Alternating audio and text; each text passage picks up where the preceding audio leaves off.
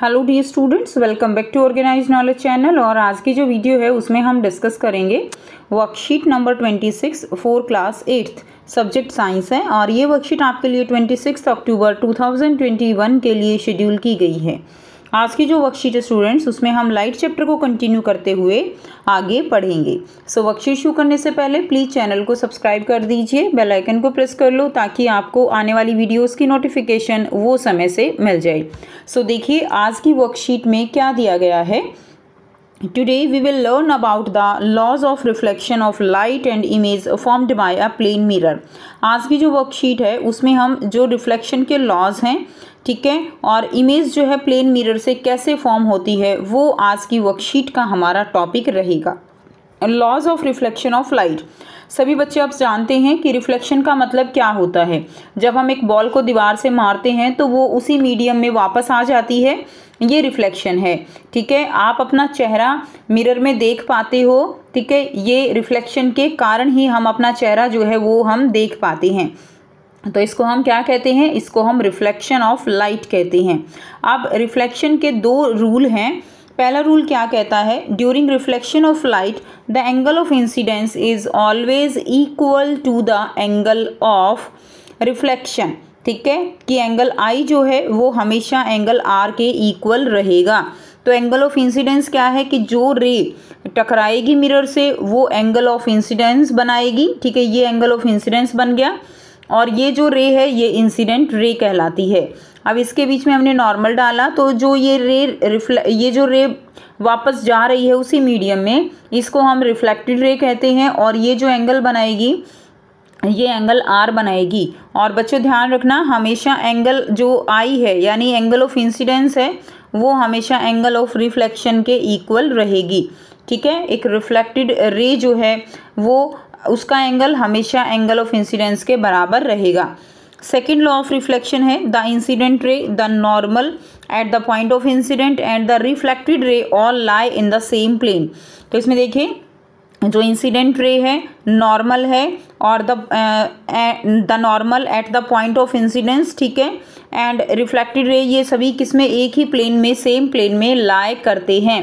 Clear, तो ये जो है क्या हो जाएगा, ये जो है आपका सेकंड लॉ हो जाएगा। दोनों ही लॉ आपके लिए काफ़ी इंपॉर्टेंट हैं जो आपको याद करने हैं। नेक्स्ट है image formed by plane mirror. तो इमेज जो है प्लेन मिरर से कैसे फॉर्म होती है वो आपको यहाँ पर बताना है। Now let's understand it by an activity. इसको हम एक्टिविटी के थ्रू समझेंगे।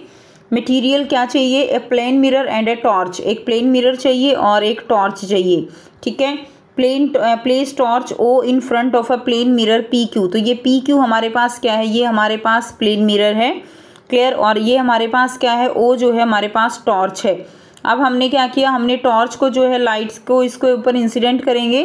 To rays O A and O C are incident on it. तो इसके ऊपर two rays O C and O A जो है इसके ऊपर इंसिडेंट होती हैं। Now draw normal to the surface of the mirror P Q. अब इसके ऊपर हम क्या करेंगे, नॉर्मल ड्रॉ कर देंगे। Now what will happen, now draw normal to the surface of the mirror P Q at the point A and C. तो A और सी पॉइंट के ऊपर हमने नॉर्मल ड्रॉ कर दिए। Then draw the reflected ray A B and C D at the point A and C. अब A और C point पे हमने ये क्या बना दिए, ये रिफ्लेक्टेड पॉइंट है हमारे, ये रिफ्लेक्टेड है और ये हमारा रिफ्लेक्टेड पॉइंट है। ठीक है, यानी रे ऐसे आई और ऐसे चली गई और ये क्या हो जाएंगे, ये दोनों नॉर्मल हैं। इसके ऊपर डू दे मीट, क्या वो दोनों आपस में मिलेंगी, तो ये बिल्कुल भी एक दूसरे से कहीं पर भी जो है नहीं मिलेंगी। ठीक है, इनको आप कितना ही आगे बढ़ा लो ये कभी भी एक दूसरे से नहीं मिलेंगी। लेकिन ये पीछे कहीं जाके मिलती हुई यहाँ पर क्या होती हैं, अपीयर होती हैं। If they meet mark this point as O for a viewer's eye at E do the reflected ray appear to come from the point O. ठीक है, अब ये पीछे कहीं जाके मिल जाती हैं और जब हम आँख से देखते हैं तो हमें लगता है कि यहाँ पर जो है क्या बन रही है, इमेज बन रही है, मिरर के पीछे कहीं जाकर इमेज बनती है। Since the reflected ray do not actually meet at O. अब ओ पॉइंट पे जो रे हैं वो एक्चुअली मीट नहीं हो रही हैं but only appear to do so. ऐसा मिलता हुआ लग रहा है कि ये मिल रही हैं बट एक्चुअली ये रे जो है वो वहाँ पर मिलती नहीं है। So we say that a virtual image of the point O is formed at O dash. तो हम क्या कह सकते हैं कि एक जो यहाँ पर इमेज बनती है वो वर्चुअल बनती है।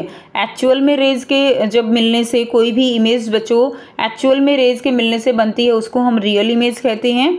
और एक्चुअल में देखिए एक्चुअल रेज तो ये वाली है ना, अगर ये कहीं मिलती तो ये रियल इमेज हो जाती, जिसको हम स्क्रीन के ऊपर ले सकते हैं। लेकिन ये जो है यहाँ पर एक्चुअल में नहीं मिलती, कहीं जाके पीछे ये ऐसा लगता है कि ये यहाँ पर जाके कहीं मिल रही हैं, तो इसीलिए ऐसी जो इमेज बनती है उसको हम वर्चुअल इमेज कहते हैं। कैसी कहेंगे? वर्चुअल इमेज कहते हैं, ठीक है। और इसीलिए जब हम मिरर के अंदर देखते हैं तो हमें जो अपना फेस है वो हमें मिरर के पीछे दिखाई देता है, या कोई भी ऑब्जेक्ट हम देखेंगे तो हमें कैसा लगता है कि जैसे जो इमेज है वो कहाँ बन रही है, वो मिरर के पीछे जो है कहीं जाकर वो बन रही है। अब आपको यहाँ पर बहुत ही आसान से 4 जो है क्वेश्चन दिए गए हैं, ठीक है, जिनके आंसर हम 1 बाय 1 करेंगे। फर्स्ट क्वेश्चन है state the laws of reflection of light. हमें रिफ्लेक्शन के जो लॉज हैं लाइट के वो लिखने हैं। तो हमने पढ़ा अभी 2 जो है लॉज हैं। फर्स्ट लॉ क्या है? During reflection of light the angle of incidence is always equal to the angle of reflection.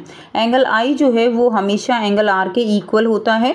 Second देखिए, the incident ray, the normal at the point of incidence and the reflected ray all lie in the same plane. तो ये second हमारा law हो जाएगा। Incident ray normal जो होता है eight the point of incidence और रिफ्लेक्टेड रे वो जो है एक ही प्लेन में लाए करते हैं, ठीक है। तो ये जो है आपका आंसर हो जाएगा। बच्चों इससे छोटा आंसर नहीं हो सकता है, क्योंकि कुछ जो आंसर्स होते हैं वो इतने ही होंगे कि उसकी कंप्लीट इन्फॉर्मेशन आपको देनी होती है। अब आपसे लॉस पूछे गए हैं तो कंप्लीट इन्फॉर्मेशन आपको देनी होगी लॉस के बारे में। सेकेंड क्वेश्चन है during reflection of light if the angle of incidence is 60 degree what will be the angle of reflection. तो देखिए हमने अभी भी पढ़ा कि एंगल ऑफ इंसिडेंस और एंगल ऑफ रिफ्लेक्शन हमेशा सेम रहते हैं। तो एंगल ऑफ इंसिडेंस अगर 60 है तो एंगल ऑफ रिफ्लेक्शन भी 60 ही रहेगा। आप इसके सामने ऐसे लिख देंगे angle I is equal to angle R. ये रीज़न है, ठीक है। एंगल आई जो है वो किसके इक्वल होता है? हमेशा एंगल आर के। तो एंगल आई आपको कितना दिया हुआ है? 60। तो एंगल आर भी कितना हो जाएगा आपका? 60 डिग्री हो जाएगा, ठीक है। ये आप इसके सामने लिख देंगे। नेक्स्ट देखिए क्वेश्चन नंबर 3 जो आपको दिया गया है। क्वेश्चन नंबर 3 है how images are formed in a plane mirror explain. कि जो प्लेन मिरर है उसमें इमेजेस जो है वो कैसे फॉर्म होती हैं वो आपको लिखना है। सो यहाँ पर आंसर लिखेंगे light from the object arrive to the plane mirror. Light जो है वो प्लेन मिरर से टकराती है, ठीक है, उसके पास पहुंचती है। And each beam is reflected by the mirror. और मिरर क्या करता है? उसको रिफ्लेक्ट कर देता है। And ray appear to meet at the back of the mirror. और जो रे हैं वो जो है मिरर के बैक में मिलती हुई प्रतीत होती हैं, वो अपीयर होती हैं जैसे वो मिरर के पीछे जो है वो मिल रही हैं। And virtual image will be formed. और वर्चुअल इमेज जो है वो बनती है, ठीक है। इसका डायग्राम जो आपकी एक्टिविटी में दिया गया है वो भी आप इसमें ड्रॉ कर सकते हो। ये वाला जो डायग्राम आपको दिया गया है ये वाला आप इसमें ड्रॉ कर सकते हो, ठीक है। तो इस तरह से प्लेन मिरर में इमेज बनती है। क्वेश्चन नंबर 4 है an incident ray makes a angle of 30 degree with the surface on which it fall. एक इंसिडेंट रे है, देखिए इसको समझना है। एक इंसिडेंट रे है, ये एंगल फॉर्म करती है 30 डिग्री। 30 डिग्री किसके साथ? सरफेस के साथ। ये सरफेस है मिरर का, ये क्या है? ये मिरर का सरफेस है, इसके साथ एंगल बना 30 degree. What will be it's angle of incidence and angle of reflection. तो एंगल ऑफ इंसिडेंस और एंगल ऑफ रिफ्लेक्शन निकालना है, तो इसके साथ अगर हम नॉर्मल ड्रॉ करेंगे तो ये हमारा क्या हो जाएगा? नॉर्मल, ठीक है। और ये जो नॉर्मल है यहाँ से लेकर यहाँ तक जो एंगल होगा वो क्या है? वो 90 डिग्री है। कितने का है ये एंगल? 90 डिग्री का है। अब हम क्या करेंगे, और एंगल ऑफ इंसिडेंस क्या कौन सा एंगल है हमारा, इसको हम और जो है अच्छे से समझेंगे।